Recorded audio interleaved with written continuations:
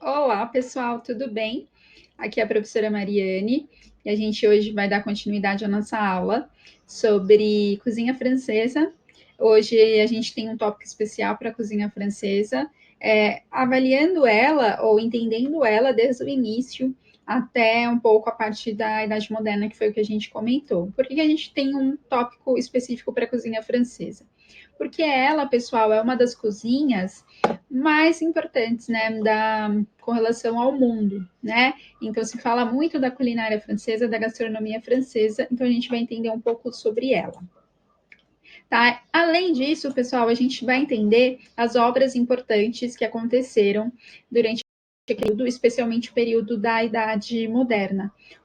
O que fala, né, o que acontece, o que se fala sobre a gastronomia naquela época. Lembrando só, né, que a França valoriza imensamente a gastronomia deles. Os franceses consideram a culinária francesa a melhor do mundo. Será que a gente também considera a gastronomia francesa a melhor do mundo? A gente sabe que hoje a França é um dos grandes berços da gastronomia, né? O mundo inteiro reconhece a sua importância e a importância que a França dá ao requinte do prato, à sofisticação do mesmo. Mas a França nem sempre ela foi chamada de França, né? Antigamente, o povo, né, que deu origem à França, foi dividido, né? Eles são chamados, né? O local é chamado de Gália. Então a gente tem a Gália Céltica, que foi de 951 anos antes de Cristo, e a Gália Romana, que foi de 52 anos antes de Cristo até 476 depois de Cristo. Essa história, né, foi a que deu origem à França, certo? Aos franceses. E naquela época, o que eles acabavam consumindo? Muitos cereais, né, como trigo sarraceno, como cevada, como centeio, tá? Então, eles originaram aí, foi a base da alimentação daquele povo, que também foi também a base da alimentação francesa. Ainda, né, naquele tempo, na antiga Gália, né, na antiguidade da Gália, a gente tinha a criação de gado bovino e também de porcos. Se utilizava, até pela escassez de alimentos também, a conservação de alimentos com salga e defumação, e daí surgiram os primeiros embutidos naquela região, que era o objetivo deles era conservar os alimentos. Então, por exemplo, surgiu a linguiça, então o objetivo naquela época era a conservação mesmo, através das técnicas de salga e de defumação. Ainda, né, surgiram aí, eles consumiam, né, naquele tempo, manteiga e leite fermentados, por conta da baixa qualidade da água naquele período, e também pela necessidade de novos alimentos, porque se a gente for pensar bem, a alimentação deles era um pouco pobre, eles criaram uma bebida chamada cervois, né, ou cervoise, por exemplo, que é considerada o vinho, é um vinho da cerveja, por exemplo.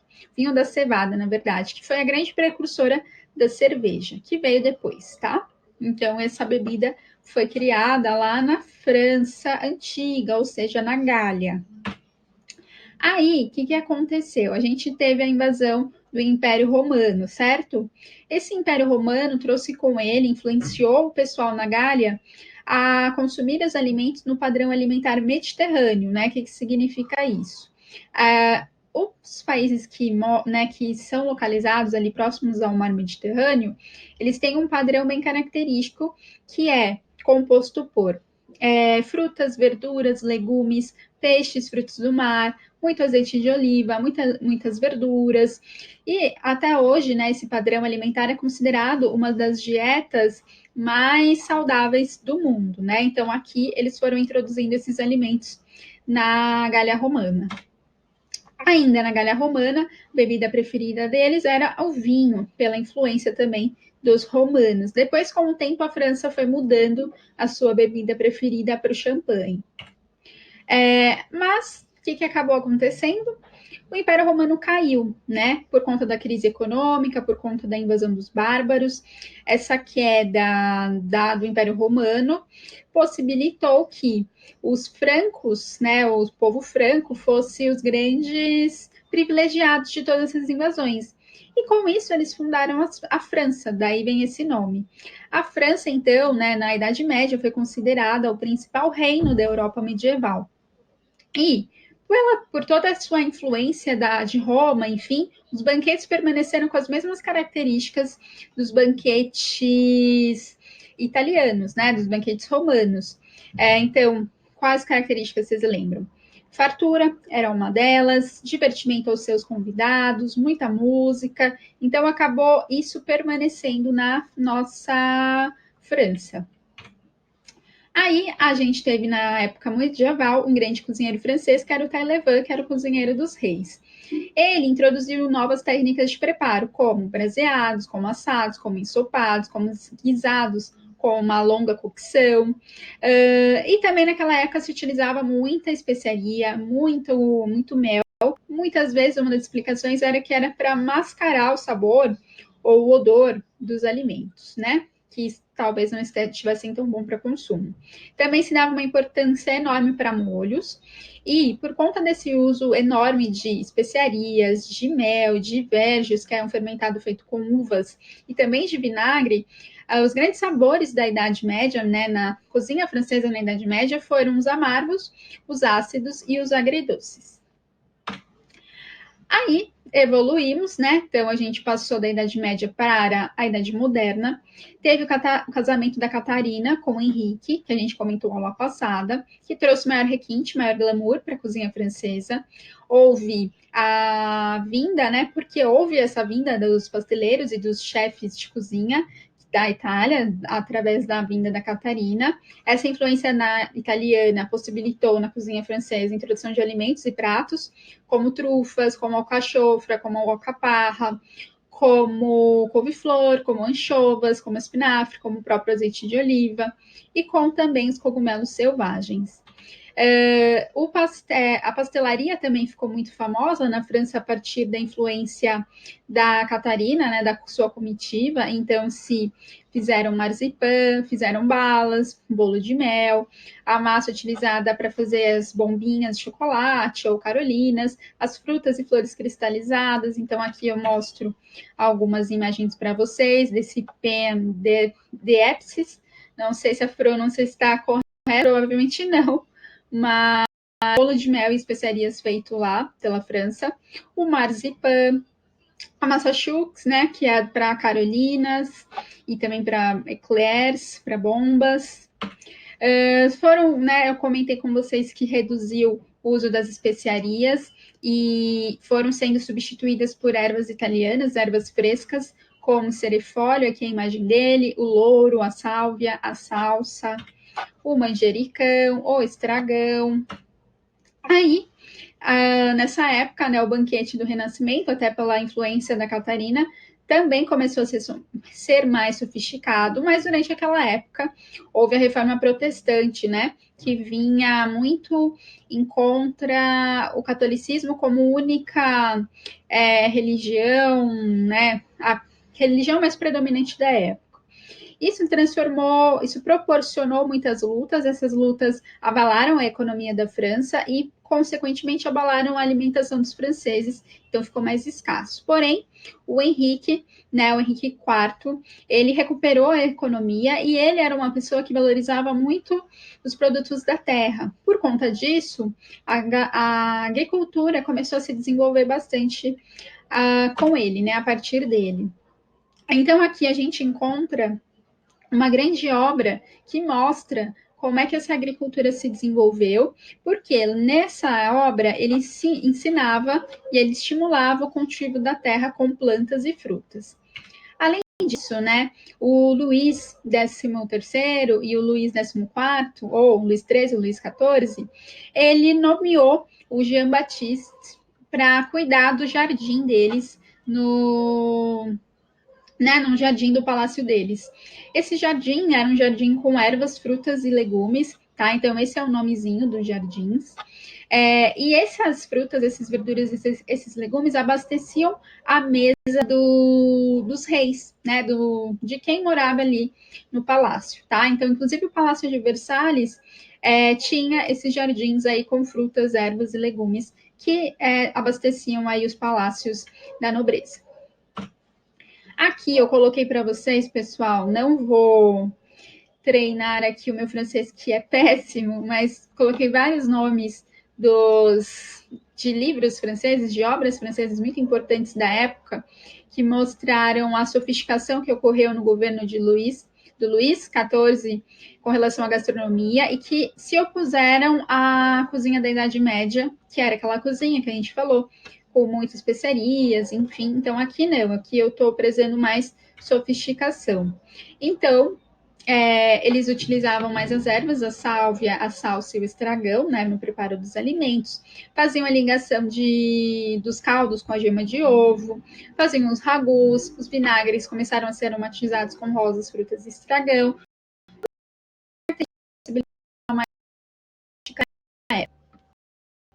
A gente tem outras obras que mostram, né, no governo ainda do Luís XIV, o uso das técnicas, dos métodos e dos ingredientes. Também mostra pela primeira vez como realizar a técnica como realizar a técnica de deglaciar, né? Então, naquela época, como é que essa técnica foi apresentada no livro, né? Então, se falava aqui, remover os fundos caramelizados das panelas e assadeiras com o uso de vinhos da região de Champagne, tá? Então, até coloquei a imagenzinha aqui. Então, foi pela primeira vez falado ali por conta dessas duas obras feitas na época. O governo ainda, né, durante o governo do Luís XIV, também se colocou, né, no preparo dos alimentos, nos pratos, o bouquet garni, que é feito com tomilho, louro e salsa, para preparar os caldos e os ragus. Tinha também a exigência de mousses e mousselines, especialmente para quem tinha, né, ou para não mastigar tanto, né, então, porque ele é mais pastosinho. Se introduziu alguns ingredientes nobres, que eu vou mostrar para vocês nas imagens daqui a pouco. Foie gras, as trufas, as ostras, moriles, tudo isso aí foram introduzidos aqui as imagens, tá, pessoal? Só para quem ainda não conheceu, enfim. Além disso, pessoal, a gente comentou no Renascimento que tinha muitos artistas que saíam para comer e conversar, iam para cabarés, mas também o café foi muito importante nessa época, especialmente na França, na época do Renascimento, porque os cafés eram como se fossem pontos de encontro para os intelectuais, para os artistas conversarem, trocarem suas ideias, e também comerem, né, se alimentarem. Nos cafés também se apresentavam muitos espetáculos. Aqui, né, a França é super conhecida pelos cafés parisienses, né? Então eu coloquei aqui a data para vocês. Em 1686 surgiu o primeiro café parisiense e tão hoje valorizado lá pela França como pontos turísticos. Aqui eu coloquei as duas obras que mostram essa importância do café e incentivam o consumo do café, incentivam o consumo do chá e dos chocolates, que o chocolate veio um pouquinho depois, mas também foi bastante incentivado. Ainda, né, no governo do Luís, havia uma presença muito forte do açúcar. O açúcar até hoje, né, pessoal, se a gente for pensar, bastante valorizado. Então, compotas, geleias de frutas eram feitas, merengues, enfim, bastante doces eram feitos. Também coloquei para vocês o nome de duas obras que mostram esse preparo de bombons, mostram o preparo de geleias, como fazer os biscoitos, como fazer os sorvetes, tá? Porque essa parte era bastante valorizada. Lembra que o açúcar, na época do Renascimento, era ainda o ingrediente muito valorizado. Aí, com o tempo, né, surgiu a nova burguesia. Essa nova burguesia prezou pela delicadeza na apresentação e no preparo dos pratos, o refinamento dessa mesa e que os chefes de cozinha sempre aprimorassem, né? Surgiu também, né, os preparos dos fumês e das essências. Então, se fazia caldos muito concentrados de peixes, de cogumelos e de presuntos. Ainda, né, no Renascimento, a gente fala do Iluminismo. Então, havia, né, dentro do Iluminismo, cozinheiros iluministas que faziam, né, que serviam técnicas culinárias com o objetivo de perfeição do prato e renovação constante da cozinha por meio de ingredientes ou novas técnicas, e também que o cozinheiro que fizesse essas técnicas cada vez mais se aprimorasse, né?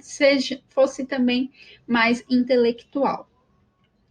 Aí, depois de um tempo, surgiu a cuisine bourgeoise, que misturava aromas do campo com a alta gastronomia. Então, ela foi surgir assim que a Idade Moderna, né, se finaliza com a Revolução Francesa.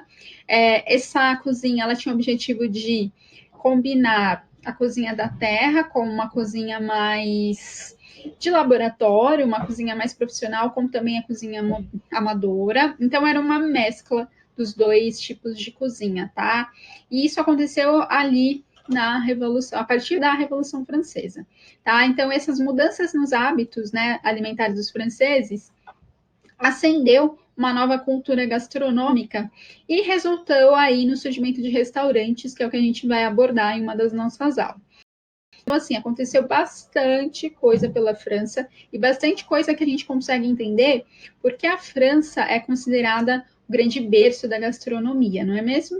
Aqui a gente tem a nossa bibliografia básica, a bibliografia complementar, e aí vocês têm o fórum para responder, os testes também. E é isso, pessoal. Até a nossa próxima aula da história da gastronomia.